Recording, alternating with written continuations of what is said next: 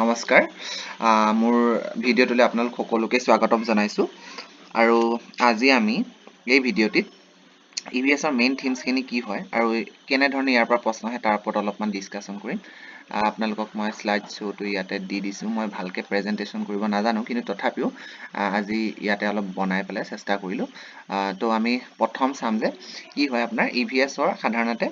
EVS মানে environmental science আমাৰ পৰিৱেশ অধ্যয়ন আমাৰ চৌপাশে চৌদিশে আমাৰ কি ধৰণৰ আমাৰ কোনকেইটা থিমছৰ ওপৰত EVSে বেছিকৈ গুৰুত্ব দিয়ে বিশেষকৈ CTETৰ এক্সামত তাৰ ওপৰত আমি এই ভিডিঅ'টো বনাইছোঁ EVS আচলতে ইয়াৰ মেইন থিমছ মুখ্য যিখিনি ভাগ আছে তাৰ 5টা ভাগৰ ওপৰতে ইয়াত বেছিকৈ কুৱেশ্যন অহা দেখা যায় আৰু ইয়াৰ যিমানখিনি আপোনালোকে পেপাৰ আগৰ বছৰ পেপাৰো যদি উঠাই চাইছে তেনেহ'লে তাত গম পাব যে মেইন থিমছ আচলতে তাৰ পৰা 2 বা 3 নম্বৰ কুৱেশ্যন হ'লেও প্ৰত্যেকখন পেপাৰতে থাকে আচলতে LPৰ কাৰণে দেই তো ইয়াতে কি হয় আমি 5টা থিমৰ প্ৰথম থিমটো আমি কি পঢ়িম যে ফেমিলি এণ্ড ফ্ৰেণ্ডছ এইটো মই আপোনালোকক ইয়াতে টিক কৰি দিম বাৰু ফেমিলি এণ্ড ফ্ৰেণ্ডছ ইয়াৰ বিষয়ে যদি আমি চাওঁ তেনেহ'লে কি হয় আপোনালোকেতো জানে যে আমাৰ মানে জীয়াই থাকিবলৈ আমাৰ জীৱনত আমাৰ কাৰণে ফেমিলি আৰু আমাৰ বন্ধু আমাৰ কাৰণে কিমান প্ৰয়োজন আমাৰ ফেমিলি আমাৰ পৰিয়ালবৰ্গে আমাক সকলো ক্ষেত্ৰতে ছাপোৰ্ট কৰে চ' এটা সুস্থ সমাজ গঢ়িবৰ কাৰণে বা এখন ছ'চাইটিত আপুনি সুস্থ মগজুৰে বসবাস কৰিবৰ কাৰণে আপোনাক পৰিয়ালৰ খুবেই প্ৰয়োজন আৰু বন্ধুত্বৰো খুব প্ৰয়োজন চ' এই থিমছটোৱে আপোনাৰ ৰিলেশ্যনশ্বিপ মানে আপোনাৰ কাৰ লগত কেনেধৰণৰ সম্পৰ্ক ফেমিলি এণ্ড ফ্ৰেণ্ডছত মই ইয়াত 2টা পইণ্ট লিখি দিয়া নাই মই এইখিনি নোটছত আপোনালোকক দি দিম ৰিলেশ্যনশ্বিপ আচলতে আপোনাৰ ফেমিলি বিষয়ে আহে কেনেকুৱা ধৰণৰ কুৱেশ্যন যে আপুনি নিউক্লিয়াৰ ফেমিলিত বাস কৰে নে জইণ্ট ফেমিলিত বাস কৰে নিউক্লিয়াৰ ফেমিলিত মানে আপোনালোকৰ দেউতা মা আৰু আপুনি সেইটো হৈছে নিউক্লিয়াৰ ফেমিলি আৰু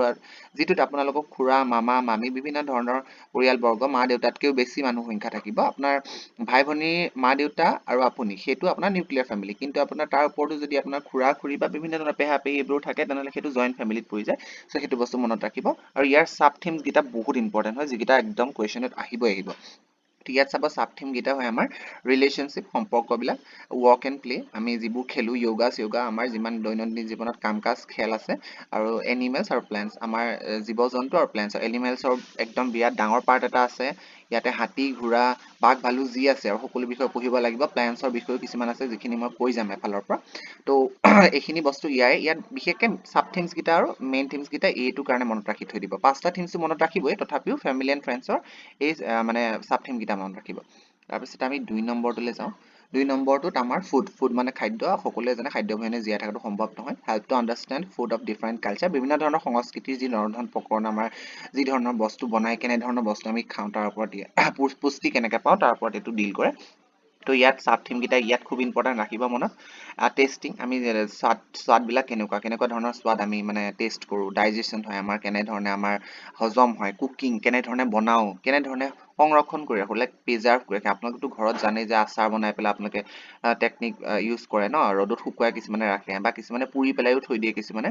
তো সেই টেকনিক্সবিলাকৰ ওপৰত পঢ়িম আৰু ফাৰ্মাৰ্ছ এণ্ড হাংগাৰ্ছ আপোনাৰ ইয়াতে কি হয় খেতিয়ক আৰু আমাৰ যিবিলাক মানে হাংগাৰ্ছ লাইক